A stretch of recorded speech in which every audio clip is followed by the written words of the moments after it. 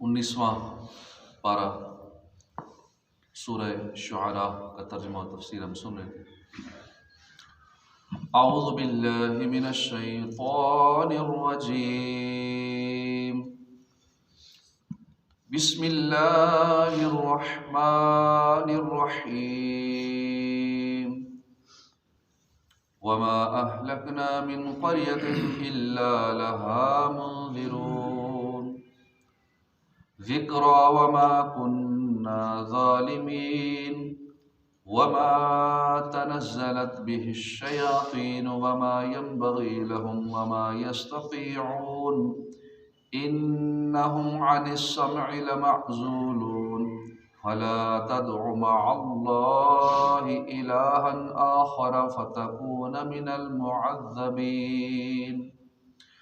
وأنذر عشيرتك الأقربين، واخفض جناحك لمن اتبعك من المؤمنین۔ اللہ کے نام سے شروع جو نہایت مہربان رحمت والا۔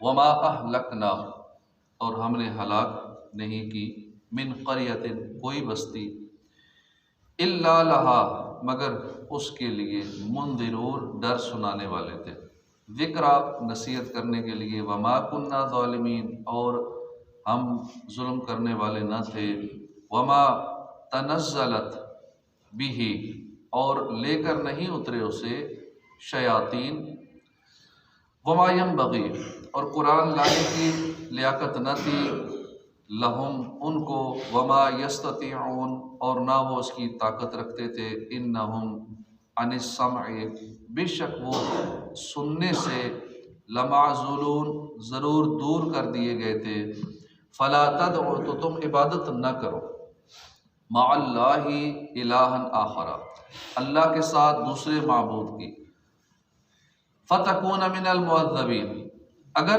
ایسا کیا تو تو ہو جائے گا من المعذبین عذاب والوں میں سے، وانذر اور اے حبیب تم ڈرو، عشیرتک الاقربین اپنے قریبی رشتہ داروں کو، واخفض جناحک اور جھکاؤ بچھاؤ، جناحک اپنی رحمت کا بازو، لمن اتبعک اس کے لیے جس نے پیروی کی تمہاری، من المؤمنین ایمان والوں میں سے۔ ترجمہ کنز العرفان۔ اور ہم نے جو بستی بھی ہلاک کی اس کے لیے ڈر سنانے والے تھے، نصیحت کرنے کے لیے، اور ہم ظالم نہ تھے۔ اس آیت اور اس کے بعد والی آیت کا معنی یہ ہے کہ ہم پہلے ظالم لوگوں کے پاس ڈر سنانے والا بھیج کر ان پر حجت قائم کر دیتے ہیں، اس کے بعد بھی جو لوگ راہ راست پر نہیں آتے اور حق کو قبول نہیں کرتے ان پر عذاب نازل کر دیتے ہیں، تاکہ ان کی ہلاکت دوسروں کے لیے عبرت اور نصیحت کا سامان ہو اور وہ ان جیسی نافرمانی کرنے سے بچ جائیں۔ وما تنزلت به الشیاطین اور اس قرآن کو لے کر شیطان نہ اترے، اور نہ ہی وہ اس قابل تھے اور نہ وہ اس کی طاقت رکھتے ہیں، وہ تو سننے کی جگہ سے دور کر دیے گئے ہیں۔ اس آیت اور اس کے بعد والی دو آیات میں ان کفار کا رد کیا گیا جو یہ کہتے تھے کہ جس طرح شیاطین کاہنوں کے پاس آسمانی خبریں لاتے ہیں، اسی طرح وہ معاذ اللہ رسول اللہ صلی اللہ علیہ وسلم کے پاس قرآن پاک لاتے ہیں۔ ان آیت کا خلاصہ یہ ہے کہ اس قرآن کو لے کر شیطان نہ اترے اور نہ ہی وہ اس قابل تھے کہ قرآن لے کر آئیں، اور نہ وہ ایسا کر سکتے کیونکہ ان کی طاقت سے باہر ہے۔ وہ تو فرشتوں کا کلام سننے کی جگہ جب آسمان کی طرف جاتے ہیں تو ان کو شعلے مار دیے جاتے ہیں۔ اب بھی آسمان پر جو ایک شعلہ سا کبھی کبھی نظر آتا ہے تو وہ شعلے شیطان کو مارے جاتے ہیں جو ہمیں نظر بھی آتا ہے، اور شیطانوں کا ابھی اوپر جانا منع ہے، ورنہ پہلے یہ جاتے تھے خبریں سنتے تھے۔ یعنی انبیاء کرام کی طرف جو وحی ہوتی ہے اسے اللہ تعالیٰ نے محفوظ کر دیا ہے جب تک کہ فرشتہ اس کی بارگاہ رسالت میں پہنچا نہ دے، اس سے پہلے شیاطین اس کو نہیں سن سکتے۔ فلا تدع مع اللہ الہا آخر فتکون من المعذبین، تو اللہ کے سوا کسی دوسرے معبود کی عبادت نہ کرنا ورنہ تو عذاب والوں میں سے ہو جائے گا۔ اس آیت میں بظاہر خطاب حضور سے ہے لیکن اس سے مراد آپ کی امت ہے، چنانچہ اللہ ارشاد فرماتا ہے اے لوگو جب کافروں کا حال تم نے جان لیا تو تم اللہ کے سوا کسی دوسرے معبود کی عبادت نہ کرنا، اگر تم نے ایسا کیا تو تم عذاب پانے والوں میں سے ہو جاؤ گے۔ وَأَنذِرْ عَشِيرَتَكَ الْأَقْرَبِينَ، اور اے محبوب اپنے قریبی رشتہ داروں کو ڈراؤ، اور اپنے پیروکار مسلمانوں کے لیے اپنی رحمت کا بازو بچھاؤ، پھر اگر وہ تمہارا حکم نہ مانے تو فرما دو میں تمہارے اعمال سے بیزار ہوں۔ وَأَنذِرْ، اور اے محبوب ڈراؤ۔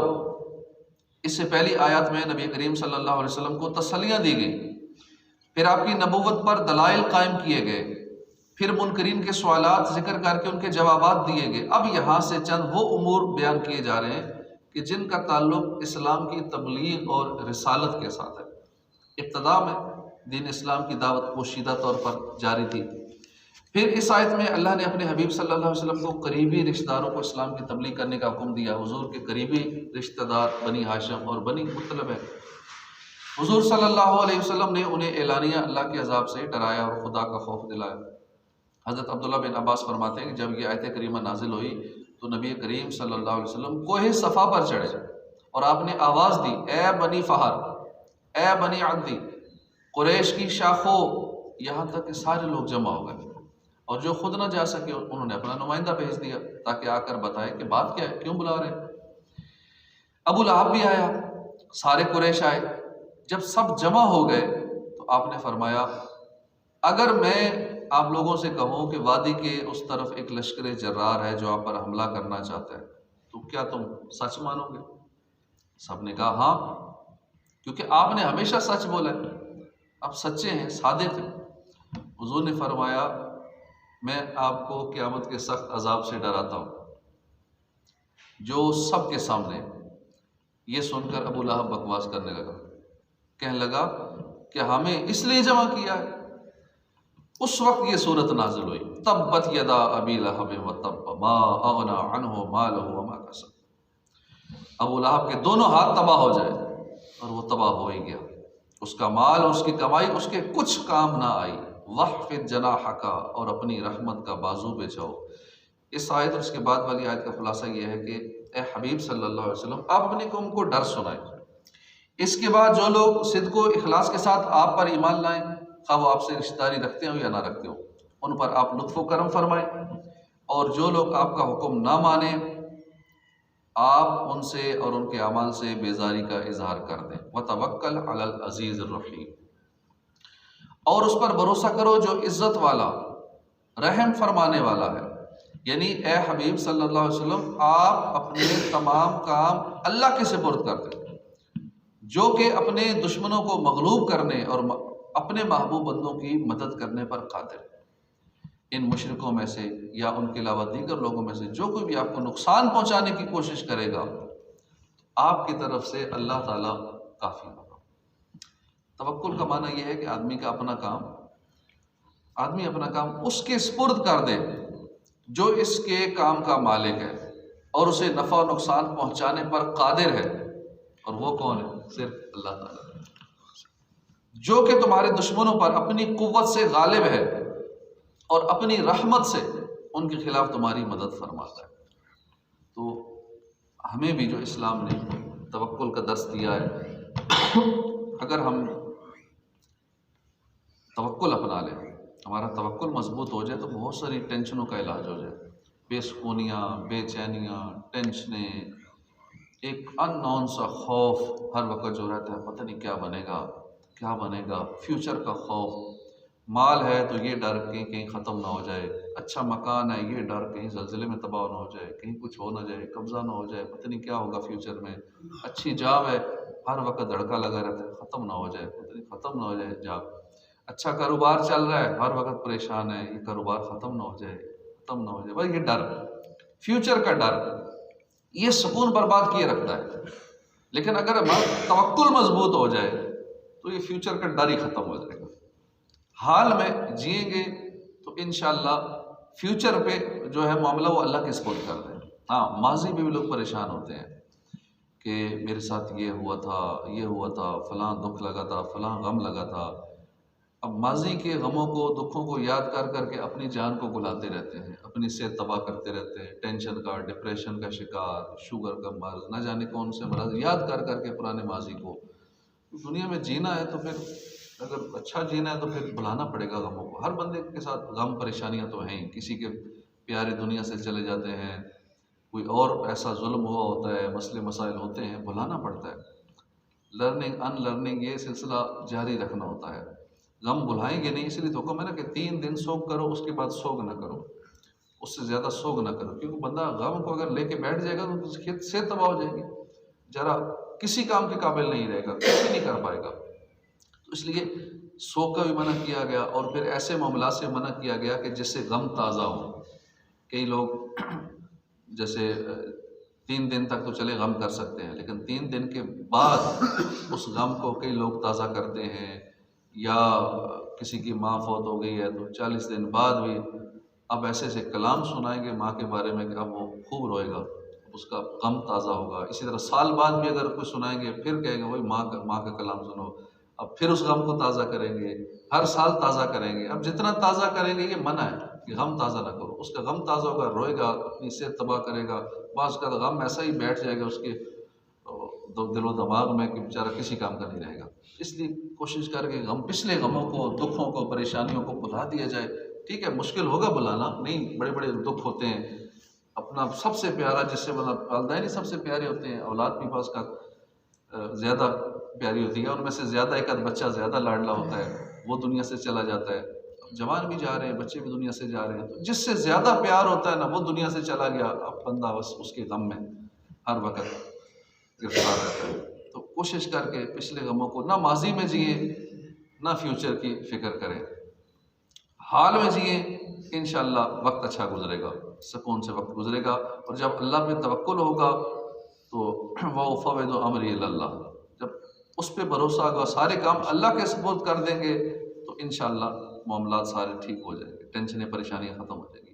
الَّذِي يَرَاكَ حِينَ تَقُومُ وَتَقَلُّبَكَ فِي السَّاجِدِينَ إِنَّهُ هُوَ السَّمِيعُ الْعَلِيمُ، جو تمہیں دیکھتا ہے جب تم کھڑے ہوتے ہو اور نمازیوں میں تمہارے دورہ فرمانے کو دیکھتا ہے، بے شک وہی سننے والا ہے، وہی جاننے والا ہے. الذی یراک، جو تمہیں دیکھتا ہے. یعنی اے حبیب صلی اللہ علیہ وسلم آپ اس پر بھروسہ کریں جو آپ کو اس وقت بھی دیکھتا ہے جب آپ آدھی رات کو تہجد کے لیے کھڑے ہوتے ہیں، جب کوئی نہیں دیکھ رہا ہوتا. پھر بندہ جس کے لیے کھڑا ہوتا ہے، جس کی بارگاہ میں کھڑا ہوتا ہے، وہ دیکھ رہا ہوتا ہے کہ دنیا سو رہی ہے، میرا یہ بندہ میری بارگاہ میں جاگا ہوا ہے، ہاتھ اٹھائے ہیں، اپنے گناہوں کی معافی مانگ رہا ہے، آخرت اچھی مانگ رہا ہے، دوزخ سے پناہ مانگ رہا ہے. تو رب کی رحمت بھی جوش پہ آتی ہے کہ اس کو دوزخ سے بچا ہی لیا جائے، اس کو جنت الفردوس میں جگہ عطا کر دی. ساری دنیا سو رہی ہے، یہ اکیلا جاگا ہوا ہے اس پورے علاقے میں. یہ بڑی سعادت ہے، رات کو عبادت کرنا، تہجد ادا کرنا، نوافل ادا کرنا، صلاۃ اللیل ادا کرنا. اے حبیب آپ اس پر بھروسہ کریں جو آپ کو اس وقت بھی دیکھتا ہے جب آپ آدھی رات تہجد کے لیے کھڑے ہوتے ہیں. بعض مفسرین کے نزدیک یا قیام سے دعا کے لیے کھڑا ہونا مراد ہے، بعض کے نزدیک مراد یہ ہے کہ اللہ تعالیٰ ہر اس مقام پر آپ کو دیکھتا ہے جہاں آپ ہوں. وَتَقَلُّبُكَ، اور تمہارے دورہ فرمانے کو، یعنی اللہ آپ کو اس وقت بھی دیکھتا ہے جب آپ اپنے تہجد پڑھنے والے اصحاب کے حالات ملاحظہ فرمانے کے لیے رات کے وقت گھومتے ہیں. حضور رات کو گھومتے بھی تھے حالات معلوم کرنے کے لیے، اور جو بھی سربراہ ہے اس کا کام بھی یہی ہے کہ اپنے حالات معلوم کرنے کے لیے رعایا کی. جیسے فاروق اعظم عمر بن عبدالعزیز، ان کا معمول تھا کہ گلیوں میں گھومتے تھے عوام کے حالات معلوم کرنے کے لیے، بھیس بدل کے گھومتے تھے پتہ چلے کہ عوام کے کیا معاملات ہیں.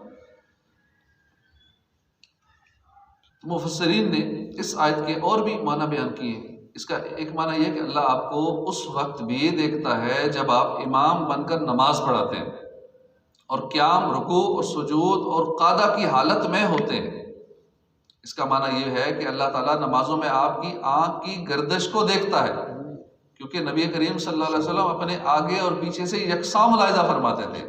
حضرت ابو ہریرہ سے مروی ہے کہ حضور نے ارشاد فرمایا خدا کی قسم مجھ پر تمہارا خشوع اور رکوع مخفی نہیں ہے. خشوع یہ تو اندر کی بات ہے، حضور اندر کی باتیں بھی جانتے ہیں. لوگ کہتے ہیں نا دیوار کے پیچھے کا بھی علم نہیں ہے. دیوار کے پیچھے کیا، دیوار کے پیچھے کا تو آج کل کی ڈیوائسز بتا دیتی ہیں کیا ہے، اور اوپر سے سیٹلائٹ سے دیوار کیا چھت کیا گہرائی تک بتا دیتے ہیں کہ کیا ہو رہا ہے، میرے آقا تو دلوں کے اندر کے حالات بھی جانتے ہیں کہ دل میں کیا ہے۔ خشوع کا معاملہ چونکہ دل سے ہے، لیکن سرکار وہ بھی جانتے ہیں۔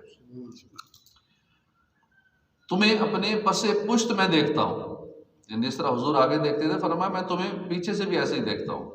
بعض مفسرین کے نزدیک اس آیت میں ساجدین سے مومنین مراد ہے، اور معنی یہ ہے کہ حضرت آدم علیہ السلام اور حضرت حوا رضی اللہ عنہ کے زمانے سے لے کر حضرت عبداللہ اور حضرت آمنہ رضی اللہ عنہا تک مومنین کی پشتوں اور رحموں آپ کے دورے کو ملاحظہ فرماتا ہے۔ اس سے ثابت ہوا کہ حضرت آدم علیہ السلام تک آپ کے تمام آباء و اجداد سب کے سب مومن ہیں۔ انہ هو السمیع، سمیع بے شک وہی سننے والا ہے، سمیع ہے، یعنی بے شک اللہ تعالیٰ آپ صلی اللہ علیہ وسلم کی گفتگو سننے والا اور آپ کے عمل اور نیت کو جاننے والا۔ صدق اللہ العظیم۔